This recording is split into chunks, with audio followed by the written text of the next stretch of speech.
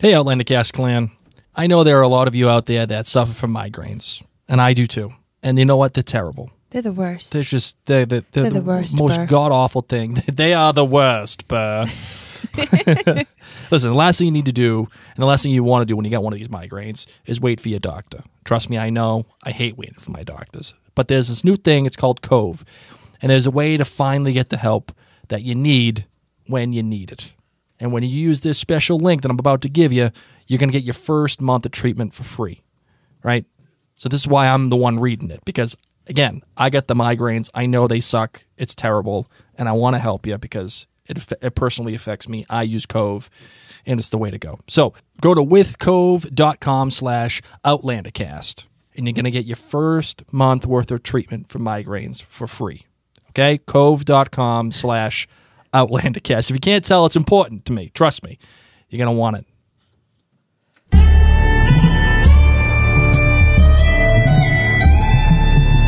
All the way from Providence, Rhode Island, welcome to Outlander Cast. It's a podcast dedicated to the show Outlander on Stars. Sing me a song of the last that is gone, sacred and last behind. Bury a soul, she sailed on a day over the sea to the sky. Hey, everybody. How's it going? My name's Mary Larson. My name's Blake, and, you know, I'm suffering. It ain't from migraines, although I do get them.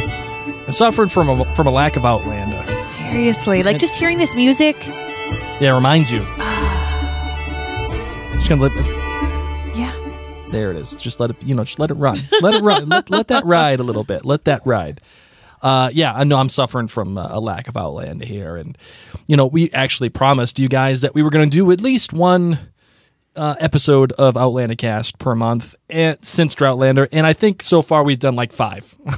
I think we've done 5 or so because we just miss it. We miss you. We miss Outlander. We miss everything. So we're here. We're here, guys. It's funny because, we go from podcasting about it 2-3 times a week for months. And then all of a sudden it's just, gone. What do you do? Obviously we have OutlanderCast.com, by the way.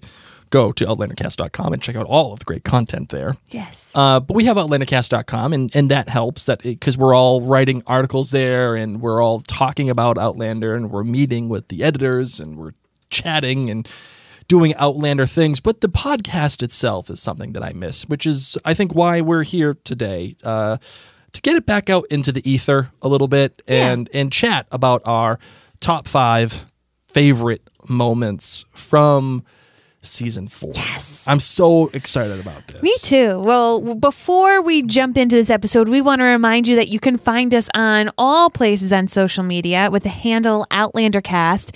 Please be sure to check out all the podcasts that we do. I know that Droughtlander could be long and lonely, okay? But we are doing a podcast about This Is Us. It's called This Is Us Too. And we're going to be doing a Game of Thrones series finale season podcast, and it's called The North Remembers. So you can find all of our podcasts just by heading to maryandblake.com.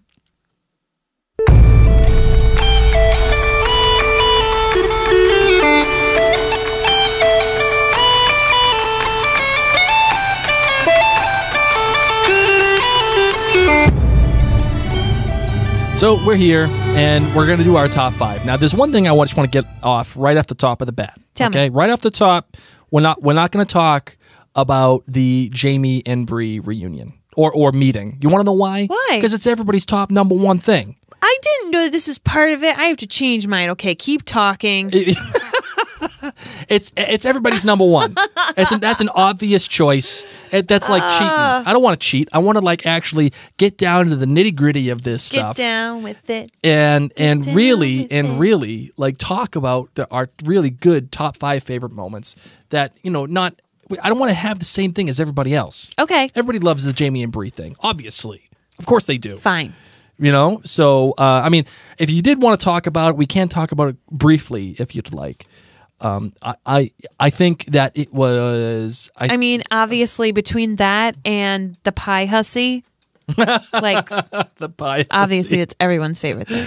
I think obviously it was the emotional core of the entire season, in my opinion, and it was the emotional core because it, I think, provided the basis for everything. It provided the basis for Bree acting the way that she does and going back to in time rather, and it provides the basis for Jamie doing the things that he does in order to protect Bree, and the entire season kind of hinges on this meeting. And I think that's the reason why it's so beloved. What do you think about that, my darling? Well, I get it. I just wish I had known that was part of the requisites for these top 5. So I've been technically, scrambling. it is in our document. Technically, it Okay. is in our document. All right. It's a case when hosts don't read the document. Case in point. Well, to start things off then, what is your 5? Your number 5? All right, number 5. We need like a countdown. Ding. Okay. So you know what? This is the bell. This is the bell we'll play. Okay. After each one. Okay. So number 5, for me, my top number 5 moment for Outlander season 4 is when the Cherokee burned down the Muller's house. Mueller, Muller, whatever. It's all the same. See, I had a teacher in high school. Potato. I had a teacher in high school who had the same exact spelling as Mueller, but he wanted to be called Muller. So every time I see this spelling, I think of it as Muller. So I have an excuse. The same reason why I have the same kind of excuse that I kept on referring to South Carolina as opposed to North Carolina this season. Okay. It's baked in for me. It is. Yeah, the number 5 moment is the Cherokee burning down Why? the Muller's house. It was one of the few dynamic shots of the entire season that was just really beautiful. And when I think about the top 5 moments, these are the things that stand out to me on the whole for the whole season. What sticks in your brain. And I remember watching it and seeing the Cherokee with the bow and arrow, pulling it back, the whole house catching on fire, Mrs. Mueller walking out of the house, dying right in front, and Mr. Mueller just crying and sobbing, and then getting shot, and the music stopping like at a dead stop as soon as he was shot. And then the doll and the fire. And I remember thinking, wow, these actions really, really, really have consequences. This guy did what he did, and he got it right in the head. And not only were there great consequences to what happened and what he did by killing Adawihi, it was beautifully shot. It was beautifully shot. It was beautifully Agreed. shot. It was dynamic, and it was memorable. That woman walking out of that house was spectacular. Agreed. And the flame against the night, the whole thing, it was just a beautiful shot. Agreed. What's your number 5, my darling? My number 5 are the family dinner moments. Oh, yes. At Fraser's Ridge. I mean, first off, passing that big old bowl of taters. Potatoes. I'm down. I'm down with the family dinners. I just love the jovial moments of Murtaugh recounting Jamie's, younger years and stories with Jamie. It's just, those moments were really special. And just like you said, these are things that we're going to look back on at season 4. And I don't know, it's really fun moments. So not necessarily like one particular part of the conversation, but just the family dinners in general. Right, just having that music and like the Yes. smiles. And I remember Jamie teasing Bree with the food, like giving it to her and then not and pulling it back. Yes. That whole thing, that was a great bit. All right, Agreed. number 4. It's you. What do you got for number 4? Okay, my 4, the birds and the bees. Like the conversations that Jamie and Bree have as they go hunting for the bees and talking about being sexually assaulted and what that's like, and Bree really having this deep conversation with her dad about, if you kill a person, does that make it better? Like, is it easier on you? And, it was just a great moment, not only in the books, but they really did a fantastic job with it in the show. Right. So yes, having Jamie meet Bree to begin with was such an important moment, but this was like their character development huge time. Yeah, this is the one that is the payoff for that. Yes. I mean, there is emotional payoff when they meet, obviously, but Yeah. this is the one that really does the work. Agreed. In later on in the episodes, and I remember being very surprised when Jamie does to Bree what he does, and holding her and preventing her from,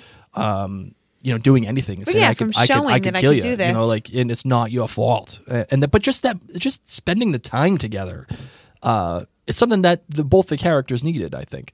For me, number 4, the conversations between Brianna and Claire about the things that they missed most.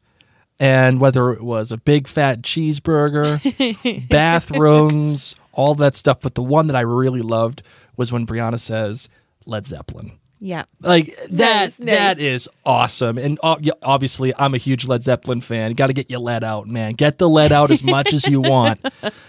But that is one of those really cool things that helps inform who she is and what she loves. And, like she loves Led Zeppelin. Like, how cool is that? It's not one of those things that you would think that would happen in Outlander. It's not one of those things that you think would be brought up in a show like Outlander, but it's a great bit of pop culture. It's a great bit of pop culture referencing.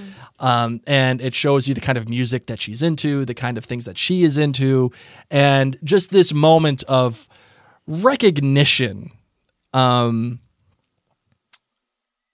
that she was in a certain time and now she's way in the past. And there are things that you would miss. And it feels like a conversation that you or I would have. Exactly. Like if we're like in bed one night back in the 1700s being like, dude, remember Netflix? Like I miss Netflix so fracking much. Yes. Like that whole thing. I thought that Nice. was a great bit of writing. So yeah, that is my number 4. What's your number 3, darling? Oh, my third favorite moment was goodbye, Ian. Like the actual goodbye, Ian. I mean, we joked about it so much in this season. Goodbye, Ian. Yeah, bye, Ian. Bye, Ian. So I just feel like, we joked bye Ian, hashtag bye Ian all season, and he just wasn't there. But the actual moments where they had to say goodbye to him, were so beautifully shot, and there was a lot of emotion, and then how joyful he was when he was able to make it through the gauntlet. So the whole send-off to Ian was really beautiful, but also because we've had this ongoing bye Ian joke, I just kind of loved that it was like the ultimate It just bye worked Ian. out that way. Yeah. The biggest bye Ian moment of them all. Yeah. And I remember that sheer look of joy, him yipping. Yeah. Just this with this grin on his face. Like that is a moment I will, and that's how I'm seeing this. Like things that I'm always that are going to just be burned into my mind, and the touching goodbye, and then his joy of Yes. finding his, like being a part of a new family. My number 3 is the Jamie and Murtaugh reunion. That whole thing, the way that it played out, Yes. was perfect because you, as the viewer, had the dramatic irony of knowing that was Murtaugh when your boy Ian goes back to tell Jamie that he spent all the money, With that old coot. and you knew that it was coming. You had that same effect that he wasn't talking to Jamie. He was just going to bust balls. And then all of a sudden he hears the voice and he realizes that it is Jamie. So good. And they embrace, and there's so much to tell you. So much and love. Murtaugh saying, I want to hear every single word. As do we. Oh man, what a moment. What a moment. It was what I think the characters were waiting for, but it was more what we were waiting for that made it work. That Yeah. made it feel like, okay, we have got this. Yes. Like this is important. All right, we're going to talk about our advertiser real quick. Bring it on.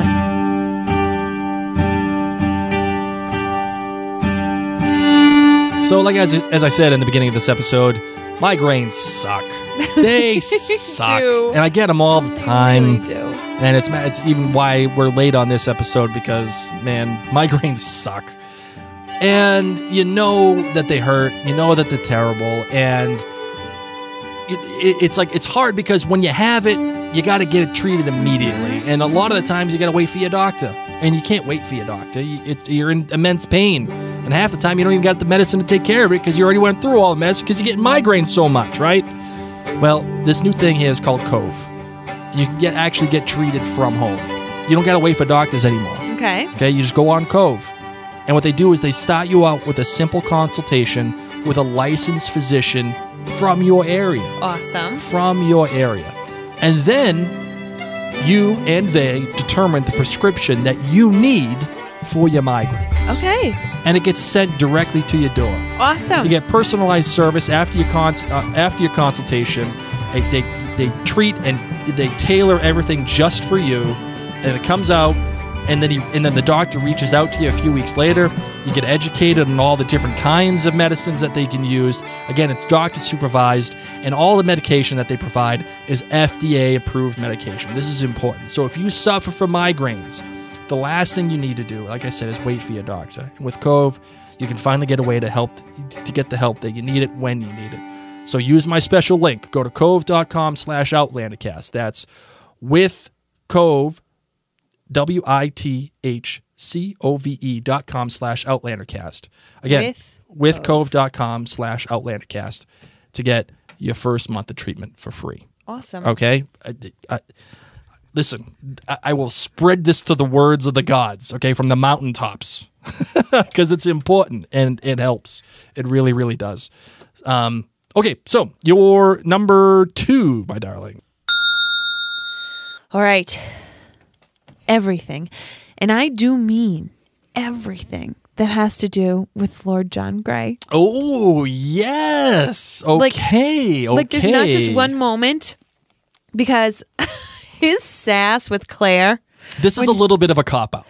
I don't think so, because this is a tad of a cop-out. I mean, I could have had top 5 moments with Lord John Grey in this season. Perhaps we can do another episode of just top 5 Lord John Grey moments. Yes, please. That would be amazing. But I feel like... I think that needs to be an episode, and then there needs to be a top 5 Murtaugh moment episode. If I had to pick one Lord John moment, it's when he walks in to the party, and everyone and all the other people look in, they're like, oh, come on. Really? Come on with this guy. Of course he's that good looking. Yeah. None of us got a shot now. What the hell are we doing? Oh my God. I loved, as I said, his sass when it's just him and Claire and they're kind of like laying it down between the two of them. Yep. I loved how he protected Murtaugh and Fergus and everything. I just loved every single moment that he had with Bree. Yeah. Oh, when he tells her, the future is about hope. The future is about love. Like, can't even see. Oh yes, see? I would agree. Yep. But I don't know, Pippin's face when he sees Lord John walk in, that beautiful vampire-esque face just struts in, man. Just floats in. You can put those He's on little treadmill. gemstones away, my friend. He has enough gemstones on his skin. Here comes the general. All right, how about you? What was your number 2? My number 2 is the end of episode 1, America the Beautiful, that being when your boy Stephen Bonnet comes in and gives Jamie and Claire the business. And they got America the Beautiful playing over it, and he kills the friend, Leslie or Hayes, I think it was Leslie, kills Leslie, just slits his throat, forces the friggin' rings right out of Claire's mouth. Yep. Give me the ring, and just the way that it was shot, the way that it was edited. He allows them to live because he does have some sense of code about him. It's very little, but there is a small sense of it there. Mm-hmm. What it did for me, not only was it a striking scene, it was an artistic chance that they took, which I really appreciated. Good word, yes. It was an artistic chance that they took, one that I feel like paid off very well. I could see how some people think it was a little ham-fisted. I disagree, but we can at least have a conversation about it. And I think the best thing it did was that it set the tone for the whole season. Agreed. It set the tone that people were going to die. There was going to be some consequences to all the things that happened, and for me, mostly, it washed the taste out of my mouth for season 3, like the ending of it. Okay. And drowning, you should have died drowning. Yeah. And the whole Gayless thing and chopping heads off. Oh my God, I love Gayless. Bloody Gayless. I'll take it all the time. No, Bloody Gayless was the best. I loved, like, that was super awesome. Yeah, why are you complaining about Gayless? No, chopping heads off and like Gayless trying to go kill Bree and the whole all that crap. I thought that was, but Bloody Gayless was, that was the best. But yeah, Okay. America the Beautiful was fantastic. Understand. And I loved it. All right, so what do you got for your... I want to hear your number one. Well- What is your number one favorite moment out of season 4 of Outlander? Well, I think you all know what's coming. I think you know what's coming.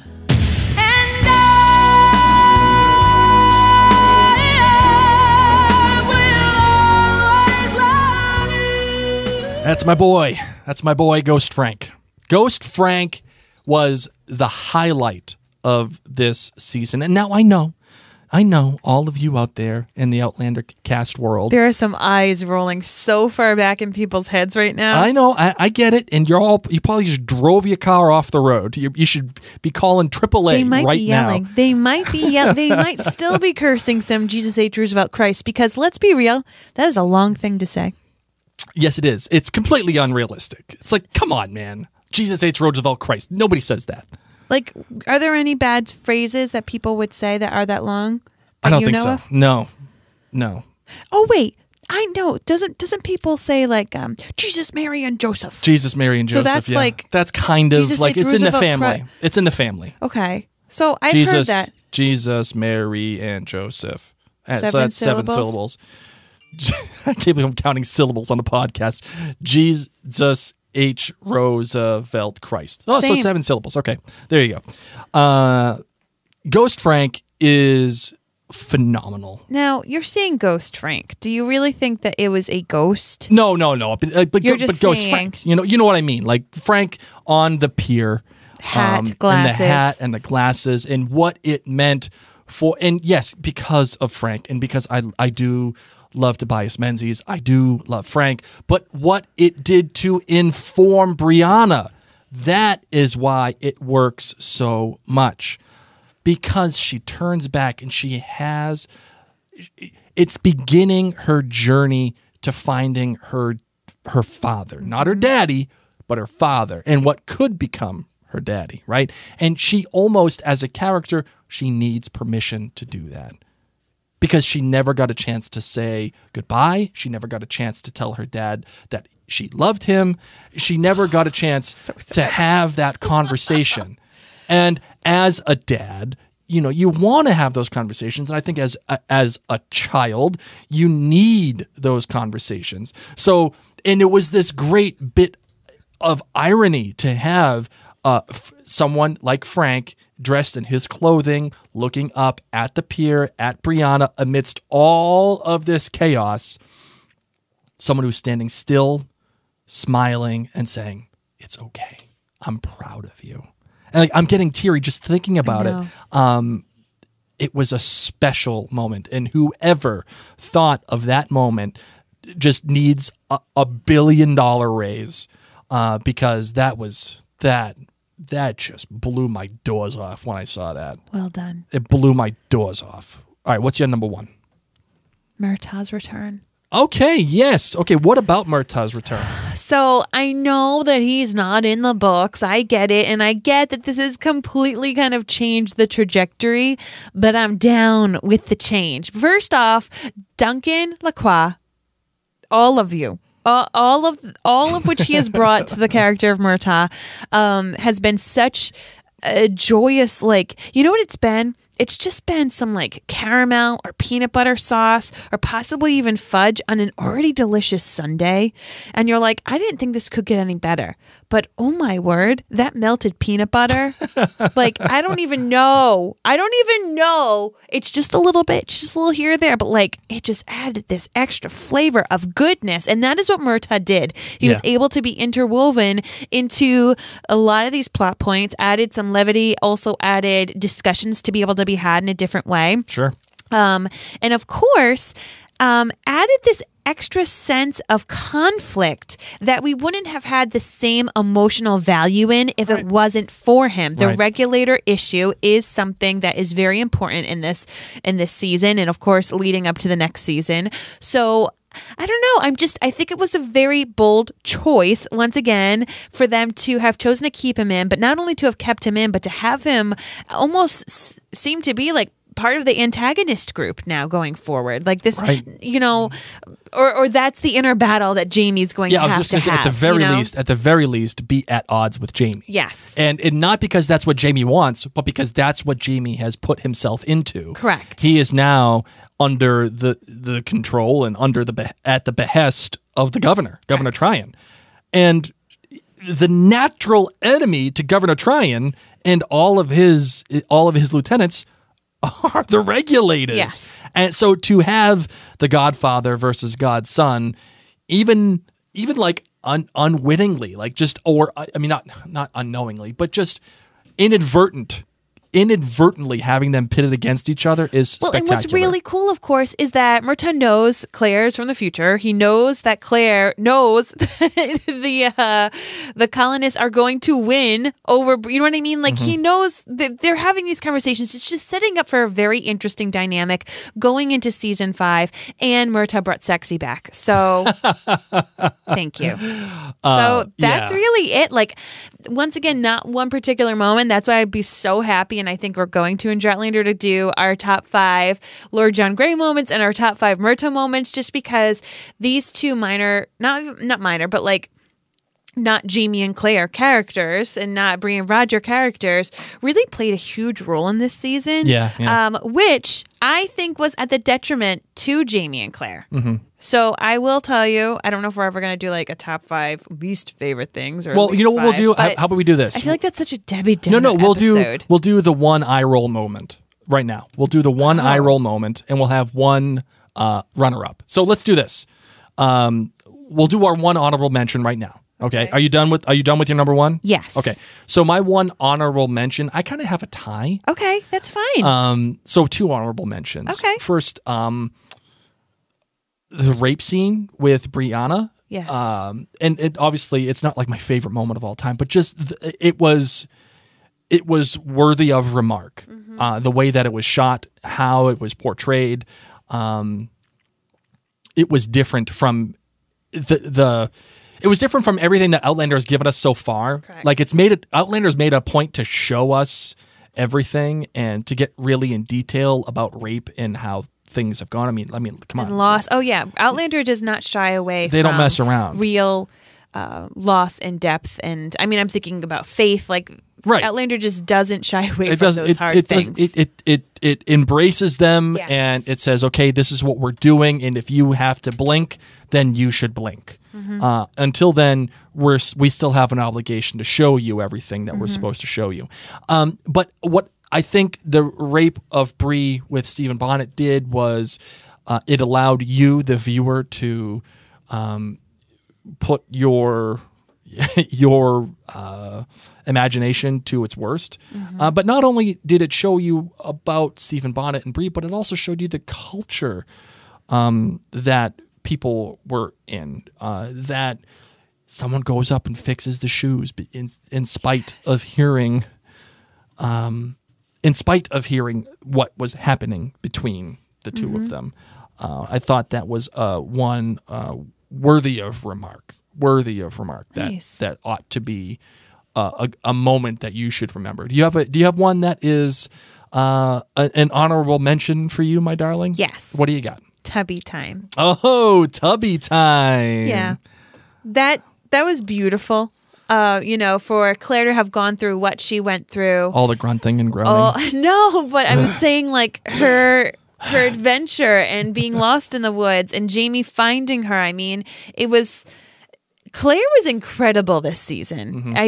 Once again, my chief complaint is that there's not enough episodes of this show to really give me everything I want, because there's so much plot that they have to squeeze in, and then squeezing in Murtaugh squeezed out a lot of stuff that we would have also liked to have seen. So there are major issues, but I felt like tubby time slowed things down. We lost a lot of the intimate moments between Jamie and Claire. Sure. And I felt like in the tub, aside from the grunting that was reused, it seemed like it was just dubbed over and reused. It really was special. And these two beautiful people have so many amazing connections and respect for one another. And it was just a really wonderful thing to see Jamie bathing his beautiful wife and taking care of her and her allowing him to do that. Right. That was nice. Yeah. I agree. So Tubby Time's my honorable mention. My other honorable mention that I have, because I mentioned I had a tie, was the George Washington moment. Oh. I know that this was one of those things that could be an eye roll moment for some people. I get it. I appreciate that. Okay. But Claire having that moment of clarity, Yes. if you like what I'm getting at here, having that moment of clarity of being like, that's George effing Washington. She was all of us. Here comes the George Washington. Like, seriously. Yeah. Like, that is the most famous American there is. And here he is, just as some jabroni in the British Army. Here he is, but he is going to become the president of the United States. He's going to beat the most powerful army in the history of mankind. And that's him right there. I thought that was one of those real cool nerd out geek moments that only a show like Outlander could really produce. Yeah. I can't think of many other shows that you would be able to produce that kind of moment. And be like, we're in a fandom of historical nerds, so this is going to be right up their alley. Yeah, exactly. And like just as a natural thing for a character to experience, right? Like just within their story to have that moment of recognition before anybody else does that this guy is really effing important. Like, Yeah. oh man, that was great. It was great. Her face it said every like It was oh all my of God. us. Yeah, It like, really was. It's George Washington. And it gave me an excuse to play this all the time. Here comes the George Washington. So Perfect. I like that. All right, your one eye roll inducing moment of the season. Do you have one? Oh, you go first. Okay, my first. Yours is like on the tip of your tongue. It is. There are a couple, but I will say the one that really sticks out is the moment with the keys, and it just happens to fall within Stephen Bonnet's reach, and that allows him to escape. And we all know he escapes. So come on, let's be honest with each other here, okay? You can lie to yourself, but you can't lie to me, or you can lie to me, but you can't lie to yourself. He escapes, he lives, and we're gonna see him next season. It's obvious. And allowing those keys to just fall right in front of him is lazy writing, in my opinion. Okay. And that it was an eye roll inducing moment. How about you? What do you got? 2. Holy smoke! You got 2 and I only did 1. My eye roll moment. That is a surprising moment of this podcast. My eye roll of like, are you serious? Are you serious right now? Was Yes. Lord John Grey banging in the linen closet? Not great, Bob. LJG would not do that. No. Okay, he's got a little bit of a lot of class. Yes. B, he's got a little bit of some clout he's got to watch out for. Right. Okay, he's not going to be doing this everywhere. So that was an eye roll. That was, to me, very unbelievable. Yep. My overall arching eye roll. Okay. You know how I just said, like, my top things are Lord John Grey moments and Murtaugh moments. So that's not exactly a moment. My overall eye roll are the Roger moments, because I feel like they did a lot of harm to Roger's character this season. And I just feel like it's not the Roger that I know and love, and I want people to love on him so much because he's just such a little puddin'. And so that was one of my biggest struggles this season. Yeah, I would say the moments of argument between he and Bree were they were Not great, Bob. No. really they were And then bad. with the tenderness of Lord John Grey, you're like, what's going on? Like, why are we even rooting? Like, that's the thing. Why are we even rooting for these two? Yeah, To not and we've only- talked about it before. Right, yeah, like- so, but that's what I'm just saying. That's like my overall eye roll, but my main eye roll was the banging in the linen closet or wherever that was, because that was just too out. Like, just no. All right. So I don't It's want to like having sex on your parents' couch while your parents are home. That's what the equivalent is. Like, if you did that with your partner when you were young. Yes, the partner that your parents hated that wasn't supposed to be over. Yes. Yes. Yes. Yes. Right. They While weren't they're home. Yeah, they weren't allowed in your house. Yet yet you still did it. I didn't in high school, but I'm such a goody two shoe. You're such a dork. You're such a dork. And I love you for Thank you. it. I love you for it. So let's not leave on a sour note because I don't want to do that. I just talked about my lack of sex life when I was a teenager. You think that's a sour note? You want to know why I did it? Okay, listeners, you're like, yes, Mary, tell us. Tell it. Because I had boyfriends, well, when I was a little older. I was so tall. It took me a long time for the boys to get as tall as me. And they didn't want to date me. I'll never forget my 7th grade dance. I was dancing with this guy named Eric. I'm not going to say his last name because who knows, the internet will find him. And I heard through the grapevine that after slow dancing, probably to the Cranberries or something, he went and told his friends it was like dancing between the mountains. Because that's where the boys' heads came up to. They came to my bosom.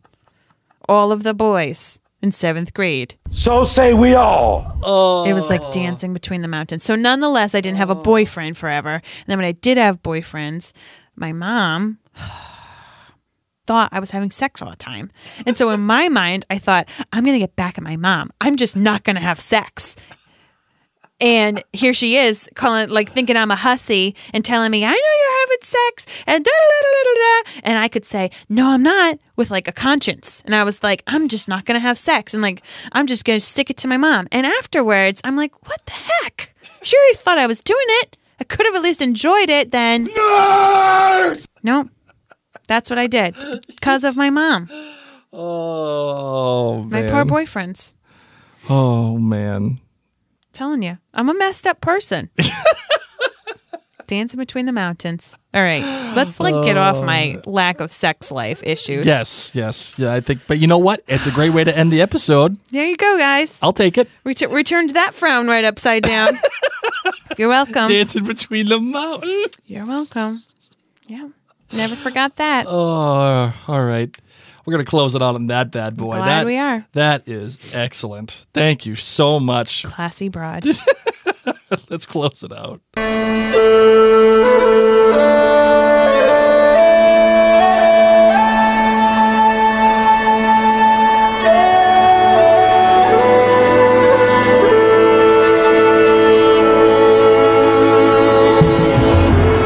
Hey guys, I miss you. I miss you and I miss Outlander.